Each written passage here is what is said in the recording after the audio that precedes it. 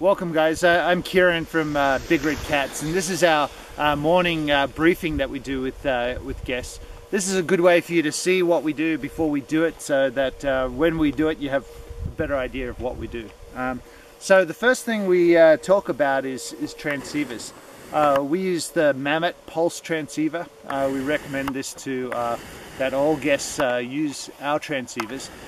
If you've practiced a lot with your own, you can bring that, but would still recommend that you use our transceivers. Every transceiver has two modes, a send mode where it's sending out a signal, and also a search mode where you can use that to find somebody that might be buried underneath an avalanche. On this particular transceiver, to go to the send mode, you need to put two fingers on top of the transceiver, squeeze down and slide the bar across so nothing is sticking out either end there, so both ends are flush. After around about 10 seconds this top part of the transceiver will start flashing, and when that's flashing, that's a good indication. It tells you that you're in the send mode, and we know that if you're in an avalanche, we've got a good chance of finding you. And guys, to go to the search mode, all we need to do is, once again, put two fingers on the top of the transceiver, push and slide, and a little tag will stick out there that says search, and then some numbers and arrows will start appearing on the front of the transceiver, and I'll show you what that means shortly. So that's the transceiver. There's a few other important things about this transceiver.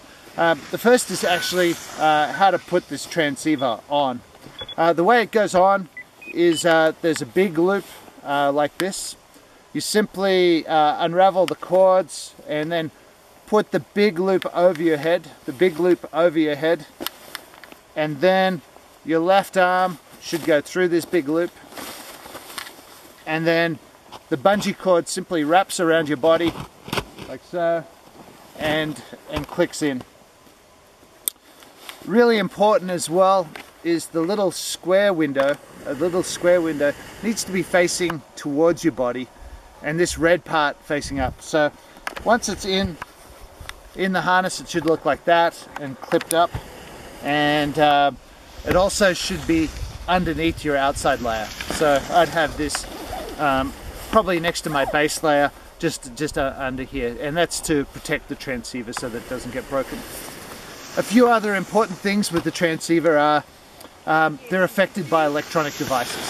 So if you've got something like a cell phone, and I've got an iPhone here, it's super important while we're skiing down to turn this off, because it will interfere with the transceiver. It will have an impact. Also things like GoPros, those sort of things will also have an impact. So consult with your guides about where you should put the GoPro in relation to your transceiver. In general, we want people to wear the transceiver just in the middle of their body, right here, and that's because the research says that you've got the best chance of being found if it's in that position.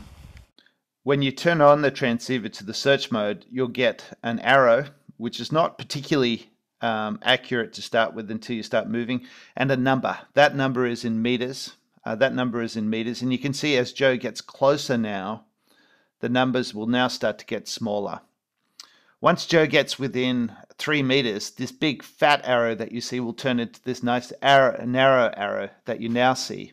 And if we just follow that narrow arrow, it will, once you get really close, you'll get this bullseye. When you get this is when you want to either start probing or digging. And hey team, so what I want to do is show you now how to do a find search. That's when you get that thinner, smaller arrow rather than the big thick arrow. So what I'm going to do is I'll just show you what the thick arrow looks like to start with. We're around about 5-6 meters away, still searching, and now you can see on the screen it's saying 5.3. It's a big thick arrow. Can you see that there, Joe? Yep, that's great. So but what happens is as we move closer, once we get within about 4 meters, that big thick arrow will change into a smaller thin arrow. Can you see how that's changed now? Maybe Joe, if you could zoom in on that. Can you see that thinner arrow there, folks?